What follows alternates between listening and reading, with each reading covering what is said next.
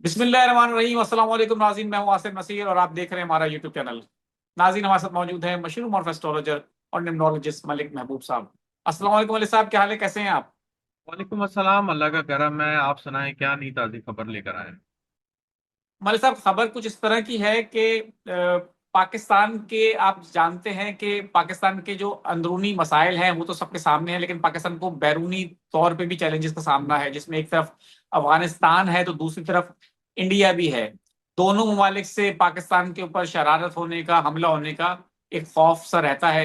अफगानिस्तान से तो हमारी नोकझोंक चली रही है, लेकिन इंडिया भी पर तोल रहा है। अब एक खबर यह है कि भारतीय फदाइया के C-130 तैयारा है, उसकी गाजियाबाद से ट्रैकिंग की गई है। ये तैयारा 6 घंटे से जायद वक्त तक फिजा में रहा और पाकिस्तान की फिजाई हदूद के करीब शुमाली भारत के ऊपर से गुजरा। ये तैयारा फौजी नकलो हमल, कार्गो और टेक्निकल मिशंस में दस्तों की मुंतकली और खुसूसी ऑपरेशंस के लिए इस्तेमाल किया जाता है। पाक फदाइया का भी स्टेटमेंट है, अस्करी इदारों का स्टेटमेंट है कि हमने भारत की तमाम नकलो हमल पर हरकत रखी हुई है, और अगर नजर उन्होंने कोई रखी ऐसी है। गलती, जी, जी। कोई गलती की तो दुश्मन को भरपूर जवाब दिया जाएगा। और पाक फौज जो है वो मॉनिटर कर रही है। अब इसके साथ साथ एक खबर और भी है मलिक साहब। ये तो हम्म। एक है, मैं चाहता हूं आप एक अपना तफसीलन मुझे सितारों की रोशनी में बताएं। सऊदी अरब पे भी यमन ने, हौसी जो बागी हैं, बागी तो नहीं कहना चाहिए उनको, हौसी जो हैं, उन्होंने हमला किया, हौसियों ने, और उसके जवाब में सऊदी अरब ने भी उन पे हमला कर दिया। तो उसके बाद पाकिस्तान की तरफ से भी कहा जाता है कि अगर सऊदी अरब पे हमला हुआ तो पाकिस्तान पे हमला होगा, उसको तस्वुर किया जाएगा, पाकिस्तान का उनके साथ एक पैक्ट है। तो आप क्या समझते हैं? बहुत ही नाजुक सूरत हाल है इस वक्त। एक तरफ ईरान की जंग छिड़ चुकी है, बाबुल मंदब को भी अब बंद करने की कोशिश की जा रही है हौसियों की तरफ से, आपना हरमुज ऑलरेडी बंद है, तेल की शॉर्टेज पैदा हो चुकी है, पाकिस्तान की इन्वॉल्वमेंट के चांसेस बढ़ते चले जा रहे हैं जंग में, दूसरी तरफ इंडिया पर तोल के बैठ रहा है। क्या नजर आ रहा है आपको, सितारे क्या कहते हैं?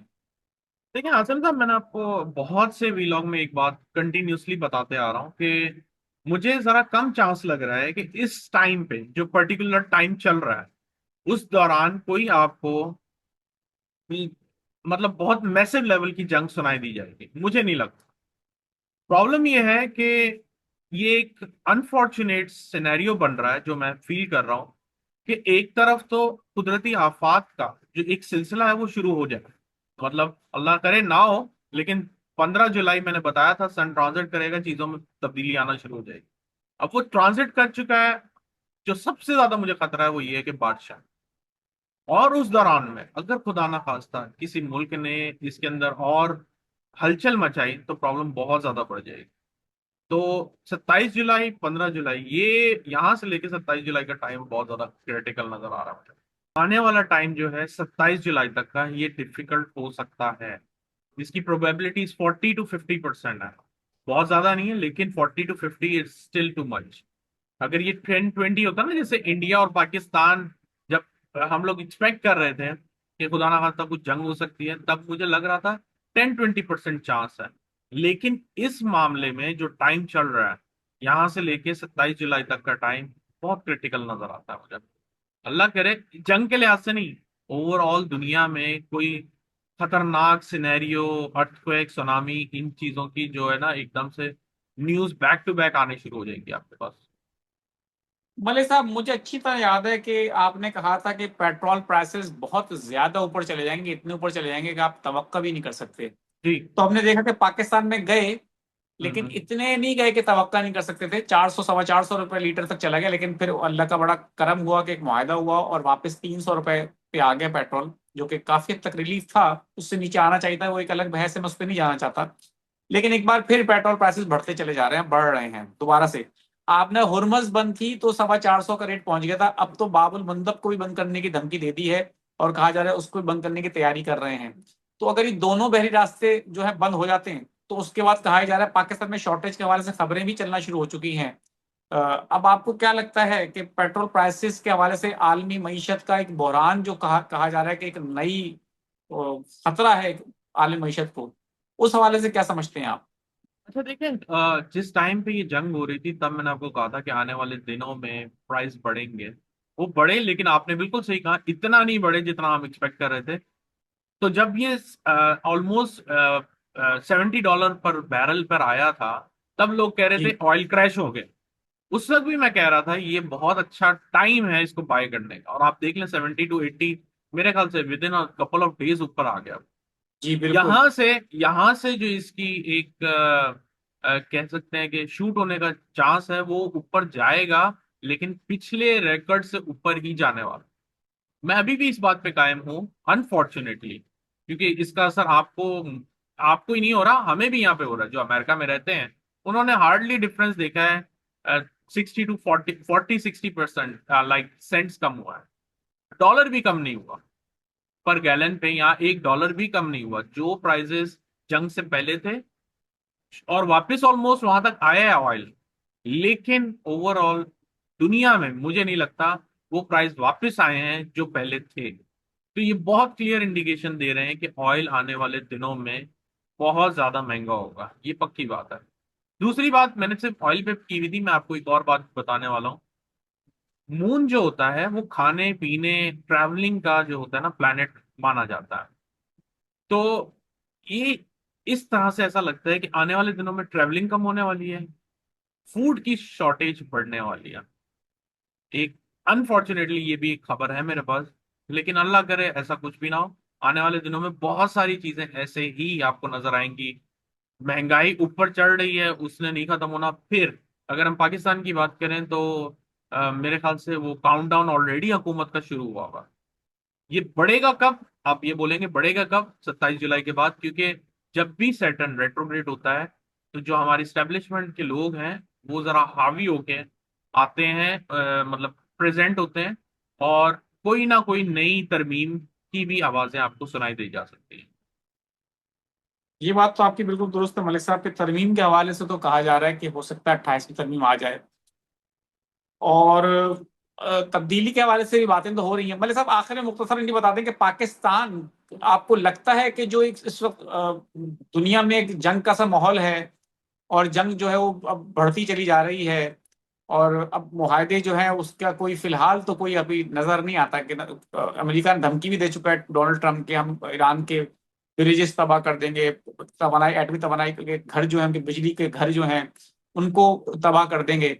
ईरान ने उस पर भी जवाब दिया है कि हम भी उस पर फिर जो रिटेलिएट करेंगे, दुनिया देखेगी, वो सरप्राइज होगा दुनिया के लिए, न जाने क्या होगा। तो आपको लगता है कि कहीं ऐसा भी हो सकता है कि अगर सऊदी अरब पे भी हमला किया गया ईरान की तरफ से, तो पाकिस्तान डेफिनेटली उसको दिफा में सामने आ सकता है इस जंग में? या आने वाले दिनों में आपको पाकिस्तान का जायचा नजर आता है किसी जंग की तरफ जाता, कोई ऐसा सूरत हाल? देखिए अनफॉर्चुनेटली ये जो पाकिस्तान है ना, ये बिन बुलाए मेहमान बन गया। अब ना ये ईरान को साइड कर सकते हैं, ना ये यूएस को साइड कर सकते हैं, और साथ में जो सऊदीया के साथ टाई अप हुआ हुआ है ये बहुत ज्यादा खतरनाक है। 2027 का पूरा साल पाकिस्तान इंडिया को लेके बहुत खतरनाक नजर आता है, स्पेशली जंगों के हिसाब से। उससे पहले ये छोटे मोटे महाज होंगे, लेकिन एक बात याद रखिएगा, अगर ये ईरान और अमेरिका की खिटपिट खिटपिट चलती रही और उसमें ज्यादा एग्रेशन हुआ, तो जो मैं अगस्त के बाद एक्सपेक्ट कर रहा हूँ, I think it would be double then the जो उसकी हीट होगी वो डबल होगी। हीट से मुराद ये कि जो गर्मा गर्मी हो रही है, आपस में लड़ाई हो रही है, ये ज्यादा 200% पे जा सकती है।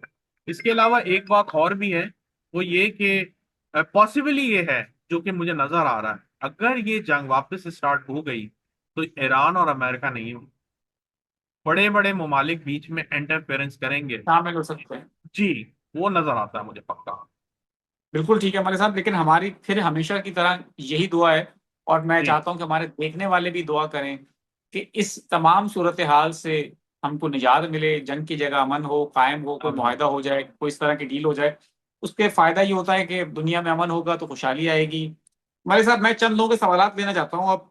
तलाल अहमद है, 9 सितंबर 2005। वो कह रहे हैं जॉब नहीं है, कर्ज बहुत हो गया है। वापस से डेट बताइएगा, सॉरी। डेट इनकी है 9 सितंबर 2005। अभी तो मस्से मस्से 20 साल के बंदे हैं। सर आप बाहर जाने की तैयारी करें, आपके नसीब में बहुत अच्छा बाहर का सफर नजर आता है। ठीक है। अब्दुल मजीद साहब हैं, 31/5/1991। वो कह रहे हैं कि मेरा मसला ये है कि मेरे पास मेरे पैसे किसी के पास हैं, कब तक मिलेंगे? यार ये तो जायचे से पता चलेगा, ऐसे नहीं नजर आएगा। बिल्कुल ठीक है। अहमद हसन साहब है 20/8/1999, जॉब के हवाले से परेशान है कि जॉब कब तक मिलेगी।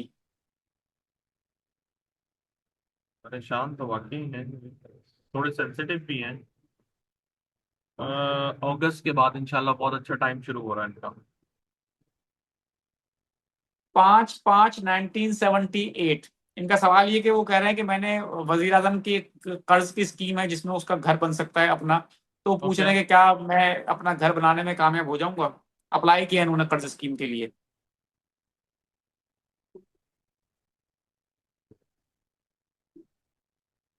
कोशिश करें इंशाल्लाह, उम्मीद पे दुनिया कायम है, लेकिन मेक श्योर कि कोई आपके साथ घपला ना हो।